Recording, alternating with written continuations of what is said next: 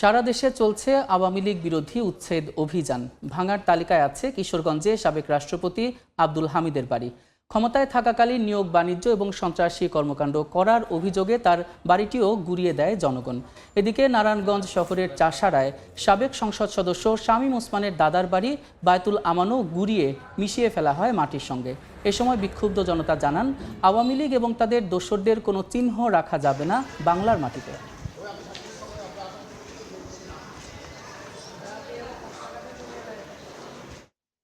এই মুহূর্তে কিশোরগঞ্জে আছেন সহকর্মী নূর মোহাম্মদ এবং নারায়ণগঞ্জে আছেন শওকত আলী সৈকত।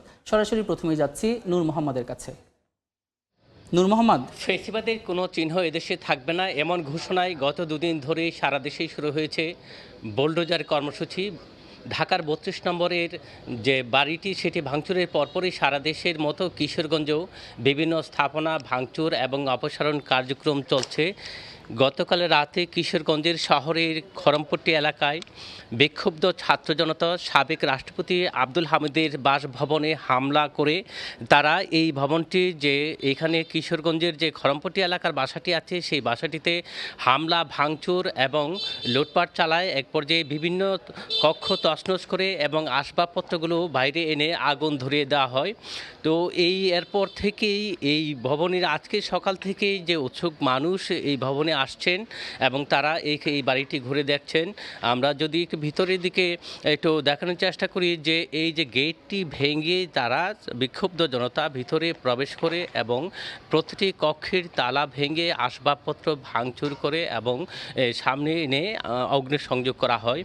তো এটি ছাড়াও যে রাষ্ট্রপতির বাসভবন, এই ভবন ছাড়াও জেলা আওয়ামী লীগ অফিস সহ বিভিন্ন স্থাপনায় হামলা ভাঙচুর এবং অগ্নিসংযোগের ঘটনা ঘটে। বিক্ষুব্ধ জনতা এবং বৈষম্য বিরোধী ছাত্র আন্দোলনের নেতারা যেটি বলছেন যে এই ফেসিবাদ এবং তাদের দূষণদের কোনো চিহ্নই এই কিশোরগঞ্জে থাকবে না। তো কিশোরগঞ্জের সাবেক রাষ্ট্রপতি আব্দুল হামিদের বাসভবন থেকে এটুকুই ছিল আমার কাছে সবশেষ। আমরা এখন চলে যাচ্ছি নারায়ণগঞ্জে, সেখানে আছেন সহকর্মী সৈকত। নারায়ণগঞ্জ শহরের চাষাড়ায় আওয়ামী লীগ নেতা শামীম ওসমানের দাদার বাড়ি বায়তুল আমান ভবনটি গতকাল রাতেই কিন্তু গুড়িয়ে দিয়েছে। এখন পর্যন্ত সেটি অপসারণের কাজ চলছে। আমি যদি একটু দেখাতে চাই, গতকাল এই ভবনটির সামনের প্রায় অর্ধেক অংশ ভেকু দিয়ে গুড়িয়ে দেওয়া হয়েছে। এরপর থেকে এখানে বাড়ির ইট সহ অনেক কিছুই স্তূপ আকারে পড়ে আছে এবং স্থানীয় জনতা, বিক্ষুব্ধ জনতা এবং লোকজন ভবনটি অপসারণের কাজ চলছে। গতকাল সন্ধ্যা ৭টায় নারায়ণগঞ্জ মহানগর বিএনপির আহ্বায়ক অ্যাডভোকেট সাখাওয়াত হোসেন খান এবং সদস্য সচিব অ্যাডভোকেট আবু আলী ইউসুফ খান টিপুর নেতৃত্বে শতাধিক বিএনপি নেতাকর্মী এবং ছাত্র জনতা, বিক্ষুব্ধ জনতা এই ভবনটিকে সামনে এসে উপস্থিত জড়ো হন এবং তখন থেকেই ভেকু দিয়ে এই ভবনটি ভাঙার কাজ শুরু হয়।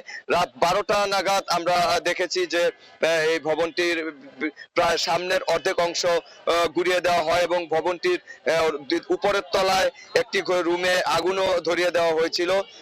এখন পর্যন্ত এরপর থেকে ভবনটি অপসারণের কাজ চলতে থাকে। আমরা দেখতে পাচ্ছি ভবনটির সামনে সেই বিভিন্ন ভেঙে ফেলা পিলার, ইটের স্তূপ সেখানে পড়ে আছে এবং সেটি অপসারণের কাজ চলছে। এখন পর্যন্ত সেই ভবনটির কাজ অপসারণের কাজ চলছে।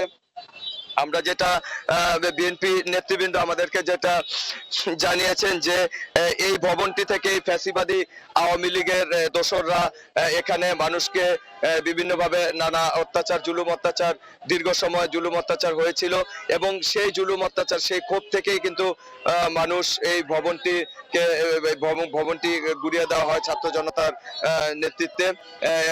এর আগে আমরা দেখেছি যে গতকাল সকালবেলা শহরের নারায়ণগঞ্জের জেলা প্রশাসক, জেলা পুলিশ সুপার কার্যালয় এবং জেলা আদালতের সামনে যে শেখ মুজিবের প্রতিকৃতি ছিল সেগুলো গুড়িয়ে দেওয়া হয়েছিল।